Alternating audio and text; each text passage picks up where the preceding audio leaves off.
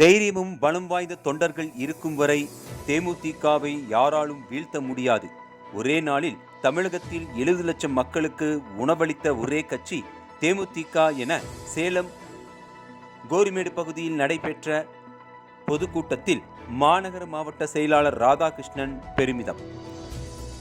தேசிய முற்போக்கு திராவிட கழகத்தின் 20வது ஆண்டு துவக்க விழா மற்றும் கேப்டன் விஜயகாந்த் அவர்களின் 72வது பிறந்தநாள் விழா, நலத்திட்ட உதவிகள் வழங்கும் விழா என முப்பெரும் விழா பொதுக்கூட்டம் சேலம் கோரிமேடு பகுதியில் நடைபெற்றது. அஸ்தம்பட்டி பகுதி செயலாளர் ராஜா தலைமையில் நடைபெற்ற இந்த பொதுக்கூட்டத்தில் கழக அவைத்தலைவர் சந்திரன், பகுதி கழக பொருளாளர் அசோக்குமார் முன்னிலை வகித்தனர். சிறப்பு அழைப்பாளராக சேலம் மாநகர மாவட்ட செயலாளர் ராதாகிருஷ்ணன் கலந்து கொண்டு பொதுக்கூட்டத்தில் சிறப்புரையாற்றினார். அப்போது அவர் பேசும்போது, தேமுதிக தலைவர் கேப்டன் விஜயகாந்த் கடந்த 2011ஆம் ஆண்டு முதல் இன்று வரை அனைத்து தேர்தலையும் சந்தித்து வருகிறார். அவர் இப்போது நம்மோடு இல்லை என்றாலும் லட்சோப லட்ச மக்களின் மனதில் வாழ்ந்து கொண்டிருப்பதாகவும், கேப்டன் பிறந்தநாள் ஆகஸ்ட் 25ஆம் தேதி கொண்டாடப்படுகிறது. கடந்த 25ஆம் தேதி கேப்டன் பிறந்தநாளை முன்னிட்டு இதுவரை கண்டிராத வகையில் தமிழகம் முழுவதும் கேப்டன் பிறந்தநாளுக்காக 70 லட்சம் மக்களுக்கு அன்னதானம் வழங்கப்பட்டுள்ள ஒரே கட்சி தேமுதிக மட்டுமே.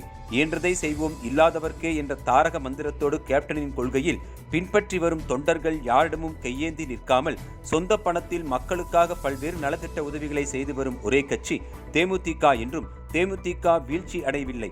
தைரியம் பலத்த தொண்டர்கள் இருக்கும் வரை யாராலும் தேமுதிகவை வீழ்த்த முடியாது.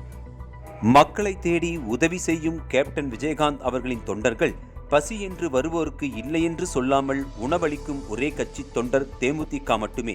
தற்போது ஆட்சி நடத்தி வரும் திமுக முதல்வர் ஸ்டாலின் உள்ளிட்ட குடும்பத்தினர் லஞ்சம் ஊழலில் சம்பாதித்து கொள்ளையடித்துக் கொண்டுள்ளனர். வெளிநாட்டில் சென்று திமுக தலைவர் மு.க. ஸ்டாலின் கொள்ளையடித்த பணத்தை அங்கு கொண்டு போய் சேர்க்கிறார். தமிழகத்தில் சட்டம் ஒழுங்கு சீர்கெட்டு உள்ளது.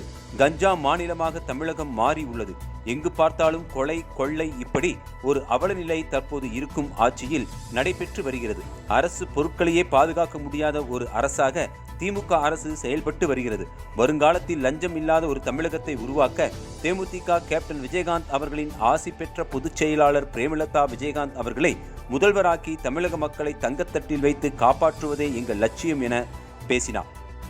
தொடர்ந்து தையல் மிஷின், சலவை பெட்டி உள்ளிட்ட 300 பேருக்கு வேஷ்டி சேலை என நலத்திட்ட உதவிகள் வழங்கப்பட்டது.